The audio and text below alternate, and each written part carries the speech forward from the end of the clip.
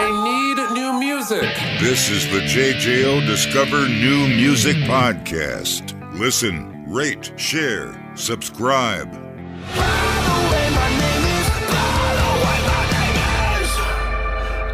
I want to introduce you to Hardy, the new album, The Mockingbird and The Crow, out January 20th. The current single that you're hearing is Jack. And we'll start off by saying you are at least listed as a country music singer-songwriter. You've worked with Florida Georgia Line, Thomas Rhett, Blake Shelton, but people might be going, Brock, why are we talking to a country guy? However, I think, and ever since Donnie and Marie sang about a little bit country and a little bit rock and roll, we have been having that line combined, the two genres.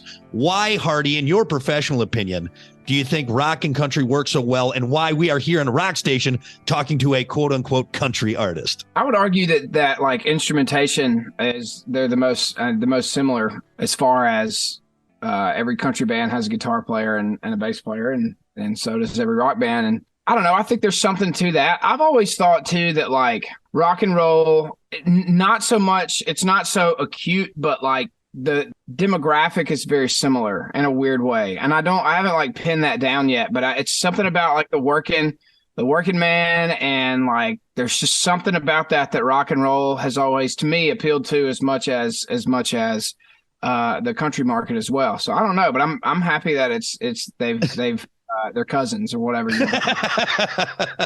that you've crossed over now. And it's fun to see, because when you look at that laundry list of people and then some, that was just a couple that you worked with, and not to mention nominations on the countryside, and now seeing that rock kind of crossover, was that kind of surprising to you to see that rock world go, hey, we like this, we're going to put that on? Man, it was. And I didn't go into that like negatively at all, but I was just very curious to know like how that was going to be received.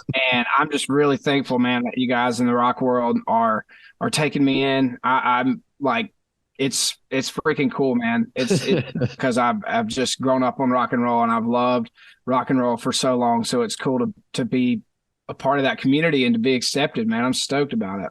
So when promotions came up and said, hey, Hardy, we're going to try this out here, what do you think about this? You're like, oh, guys, this could end horribly, but look at you now. You're doing great. You're doing great. Especially on the rock side, we're like, man, we think they're going to dig it, so you might as well go for it. And here we are, man. I'm just stoked. That's cool, man. Well, we're glad to have you here. And obviously the song is doing great. Again, Jack is what people have been hearing now, just that first little taste, at least in our area genre of music. You mentioned there you've loved rock and roll for a long time. And in my research, I found that your dad was a major influence on you and the music, and some of your early memories, fondest memories, are listening to him. What kind of influences did he bring on? Was there country and rock? Was it all over the place? Talk about that, because I know that's so important for artists. Dude, it was zero country. If he like really? Every now and then he would put on like a Merle Haggard CD or and all that stuff I'm now a fan of. But when I was a kid, I hated it, dude. And I was like, and it was like the harder, the heavier, the better. But dude, it was everything. I mean, all the classic stuff, like, you know, all the big bands, right? Pink Floyd, Zeppelin, and all that. And then he had his own like little quirky, you know, bands and artists like Billy Thorpe and like Robin Trower and some of those like random people, and I don't know. So a lot of classic rock, and then that kind of segued into me discovering like rock and roll like on my own when I was a kid growing up, like through MTV and stuff like that, and listening to some local rock stations. Writing a record. And again, just referencing back to who you've worked with before, with this one, with your now second album, The Mockingbird and The Crow, were you like, all right, I'm writing a country album with a rock feel, I'm writing a rock album with a country feel? Was that even in your thought process, or were you just writing? Man, honestly, I was just writing until like I had like, I would say 8 songs on hold for the record that I knew I was going to cut. And me and my producer, Joey, looked down and we were like, man, this is like half and half. Like it's half rock and it's like half of the songs are heavy and half of them are like regular country songs. And then from then forward, I kind of went into it consciously saying like, let's write literally a half and half record. But it kind of, the first half of it happened on accident, and then the back half was a little more intentional. And we actually didn't write The Mockingbird and the Crow until that was the last song we wrote for the record. Really? I'd had that idea, and I'd written that title down, and I didn't even know like that it would be for this record. I just thought that sounded cool. And then I got together with some guys, and they were like, can't we just write one more for your record? Because I thought my record was done. And I was like, no, I'm done. And then I started looking at my ideas and I was like, man, that'd be a really good title for this record. So we ended up writing it, and it was the last song we cut for the record. Oh, that's cool. Is it easier to write for yourself? Do you just write for yourself and then hope that it sticks for another artist? Or is it harder when you got to sit down and say, I'm writing a song for me, as opposed to maybe writing for Blake or Florida Georgia Line or whoever? I would say, no, I think it's easier to write for myself because it's a little more free and there's not as many like rules, I guess you would say, you know. You can kind of say what you're really thinking as opposed to sugarcoating it sometimes, because not everybody is going to say it the way that you would say it. Yeah. But no, I mean, I've always said, like, when I sit down in the room to write with like my collaborators and stuff, that I just want to write the best song in the room that day. And and if it turns out to be one of mine, it does. And if not, then that's totally fine. I moved to town to write songs for other people, which is a huge industry, you know, in Nashville. And so I still love doing that, man. Like, so now that this record's done, my like writing for me brain is shut off, and probably for the next year, I'll just focus on writing songs for other people and trying to get hits on the radio. And then, you know, about a year from now, I'll probably start thinking about writing for a record again. It's so interesting to see how your mind works like that. Like, okay, I'm going to let's write some hits, and then I'll take some me time and break it down the way I want to. It's just such a cool way, because I know all artists are different in doing that. And it's now cool to see, I guess, in the country world. And I saw this is really when Chris Stapleton got all this noise about, and everyone's like, who the hell is this guy? Then you look at all the songs he's written, and it's kind of with you in that same vein as now you've been thrust into the front. And is that kind of weird too? Like, oh, I'm usually back here just writing down, and now I'm on the front of the, you know, I'm at the mic. Definitely, man. Especially my first like couple years into it, because I kind of went into the artist thing like I was just a songwriter, and for a long time that's all I wanted to be. And I, for lack of a better term, kind of got talked into doing the artist thing, and I just had a lot of people being like, "You should do it, you should do it, you should do it." So, and then Big Loud offered me a record deal, and I was like, "All right, I'll do it. I'll give it a shot." So that, like, losing your anonymity a little bit and being the person like in the front, it was weird for a couple of years, and it definitely took some getting used to. Like, people that, you know, really want to be an artist kind of, they like strive for that, and they kind of wish, you know, that they like that will happen to them one day. And for me, it was just kind of a shock, because I was like, man, I didn't know if I was expecting all of this. A little bit of a shock, but I'm totally used to it now, and I love it. Madison Solid Rock 94.1 JJO and JJO Discover New Music. Our guest this week is Hardy. Don't listen to mama, I ain't the devil. Ditch me when you wanna, but if you need a little. Talking to us about the new release, The Mockingbird and The Crow. Jack, it's a banger, man, and you even got some screams in there. I love it. It's when I was reading up on you, I'm like, okay, let's see what this is all about. I'm like, okay, he gets it. He gets it, man. I'm trying to get better and better with my screams, but I appreciate it, man. I take that as a huge compliment, because I'm working on it. It's an art form. It really is. It really is. Yeah.